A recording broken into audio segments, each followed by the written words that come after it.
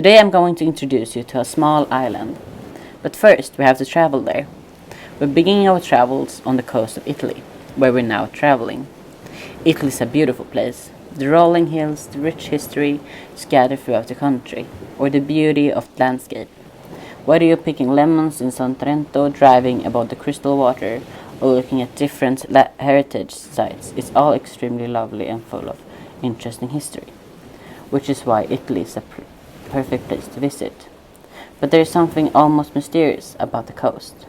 There's always something new to discover here. So I'm bringing you through here, running 25 miles along the coast.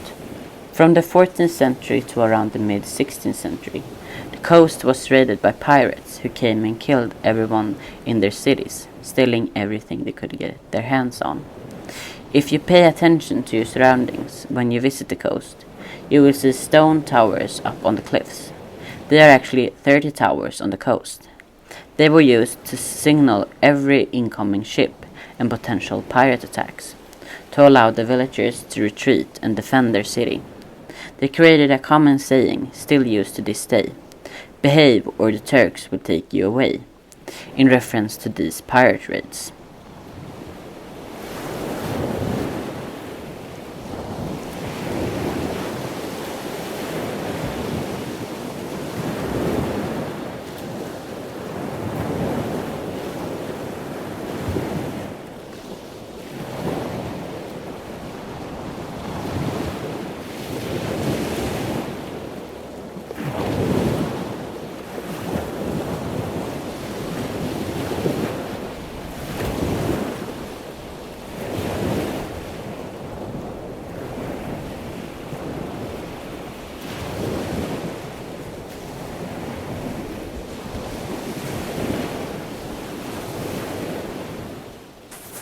We have now traveled through the whole Italian coast and out in the ocean, and have come to an island called Sicily.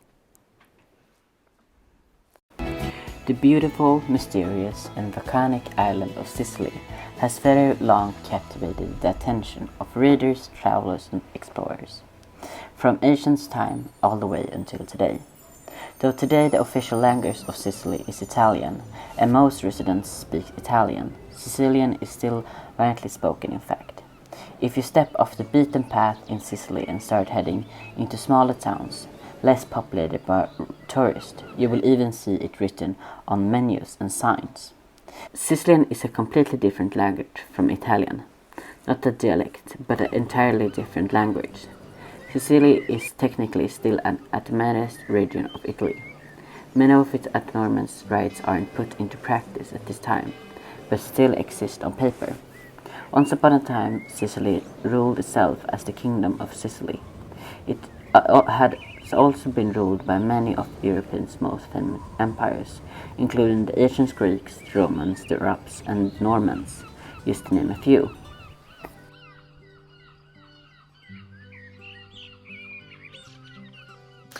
But that's not our last stop.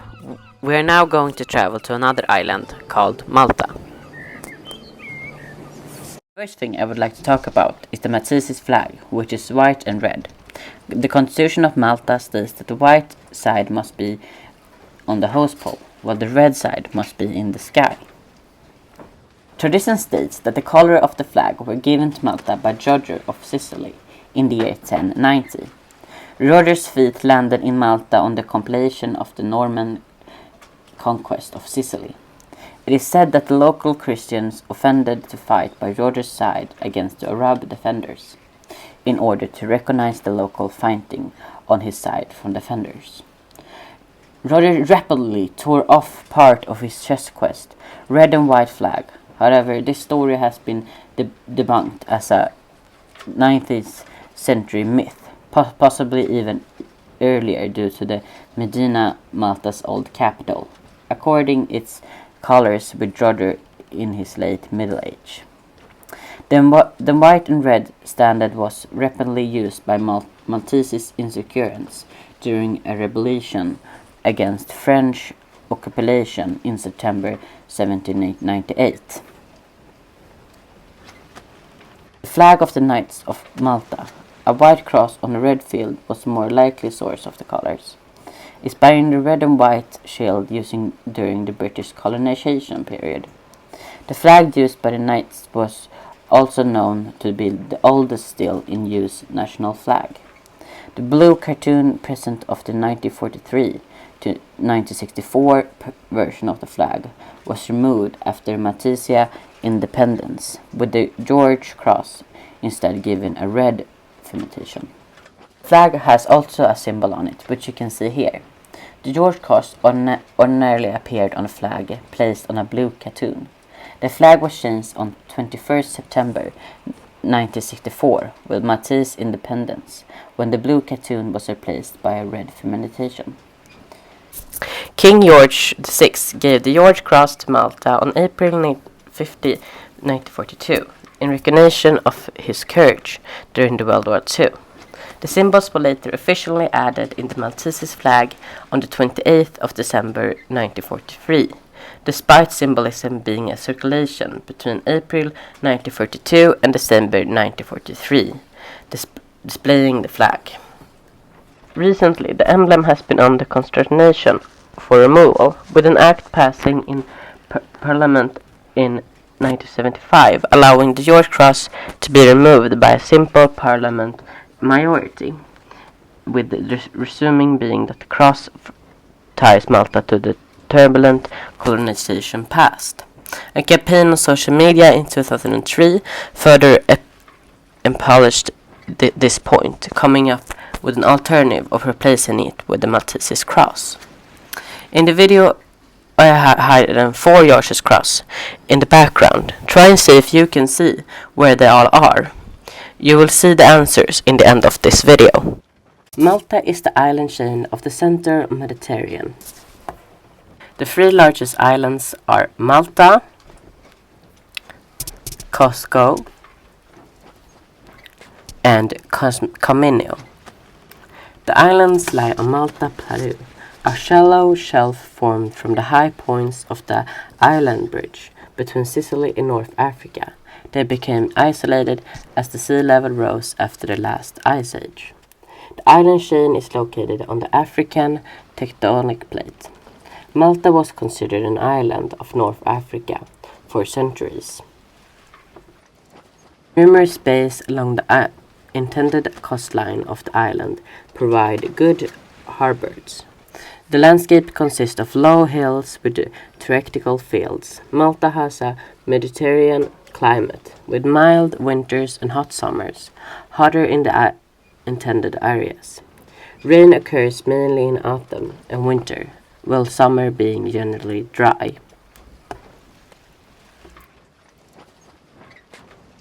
Now I would like to show you the city called Valletta. Valletta is an administration unit and capital of Malta, located on the main island between Marshall Harbour and west of Grand Harbour to the east. Its population within administration limits in 2014 was 6,444.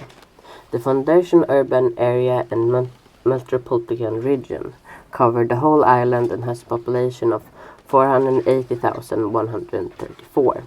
Valletta is the southwest capital of Europe and is just 0.61 square kilometers and is therefore the European Union's smallest capital city. Valletta is also the sunniest city in Europe. Valletta's 16th century buildings were constructed by the Knight Hospitaller. The city was named after John Parlest de Valletta, who succeeded in defending the island from the Ottoman invasion during the Great Siege of Malta. The city is peculiar in character, with elements of Mannerist, neo-classical and modern architecture. Though the Second World War left major scars on the city, particularly the destruction of the Royal Opera House. The city was officially recognized as a World Heritage Site by UNESCO in 1980. Today, with 220 monuments, is one of the most dense monuments areas in the world. Sometimes called an open-air museum, Valletta was chosen as the European Capital of Culture in 2018. The religion in Malta is Catholicism. It also reflected in various elements of Maltese culture. Although the freedom of religion is made, there are more than 360 churches in Malta, Costco and Comino, or one church for every 1,000 residents. The parish church in the architectural and geographic focal point of every Maltese town and village, and is made source of civil pride. This civil pride manifests itself in particular fashion during the local village festivals, which mark the day of the past and scent of each parish with marching bands, religions, processions, special masses, fireworks, especially pentards, and other festivals. St. Paul on his way from Jerusalem to Rome to face trial was shipwrecked on the island of Malta, which many Bible scholars identify with Malta. Recorded in the Acts of Apostles, St. Paul spent 3 months on the island on its way to Rome, curing the sick, including the father of Publius, the chief man on the island. Various traditions are associated with the account. This shipwreck is said to have occurred in the place today known as St. Paul Bay.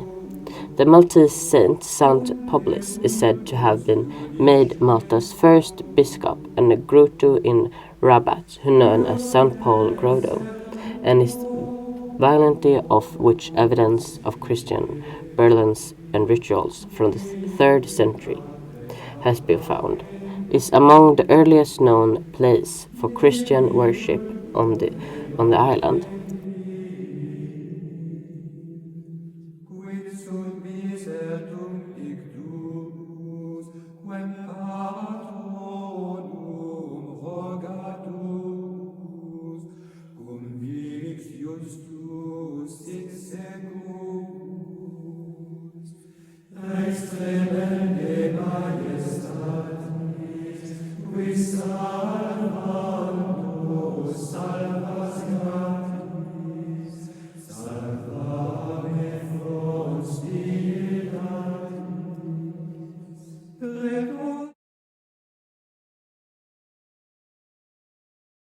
Malta was a part of the British Empire for over 150 years, so it's not hardly surprising that businesses, law and education have some British overtones. Today you will find plenty of special blend of Mediterranean Britishness around the Maltese daily life. English is just a joint official language with Maltese. It is spoken fluently and violently, but English, as other languages, such as Italian, has made an impact on daily conversation in Maltese. The Maltese often switch from Maltese to English mid-sentence. Walking through the capital, Valletta, you will come across shops and cafes with British names, harking back to mid-last century. Visitors are always surprised and charmed to see old-fashioned red-painted British leather and phone boxes when this street furniture has all but disappeared in the UK itself. Driving on is on the left as in the UK, and out and about road you will come across a number of old British cars. Many are used regularly for daily travel, but others are lovely cared for vintage models, seems out only for special occasions. Maltese cooking have also adopted some elements of British fare. Local bars and cafes serve the British breakfast and brunch. Beer is a favorite drink here, as in the UK, and is sold in pints and half pints rather than liters. The culture of Malta is also reflected in a mixture of Arab and Italian traditions. The Maltese are lightly lectured and have a deep appreciation of the arts. The Italian painter Caravaggio and the Maltese poet Duran Karen are considered major contributions to art and literature in Malta. Malta's culture influencers stem largely from the country's history of Reagan demonstrations and the influence of the Roman Catholic Church. Folk traditions have evolved mainly around the festa that celebrates the patron saint of a village, which is marked by the processions and fireworks. As a Roman Catholic country, Malta celebrates Good Friday with a colorful procession in several villages. Manjara, the fest of St. Peter and St. Paul, takes place on the weekend preceding June 29 in Basket Gardens in Rabat. Is the country's principal folk festival and is highlighted by folk singing contests and fried rabbit picnics. The animal carnival is celebrated in various villages in Malta, but the main event takes place in Valera, where vigorous dancing displays that included parera, a sword dance. The Maltese victory over the Turks in 1565 and Jumaita, the Maltese national dance, are performed. Independence Day is celebrated in September 21st, and Republic Day is commercial on until the early 90s. Maltese radio and television stations were opened exclusively by a state opinion body, and exchanged legitimization opened the way for privately opened broadcasting outlets. Radio and television in Malta are broadcast in several languages.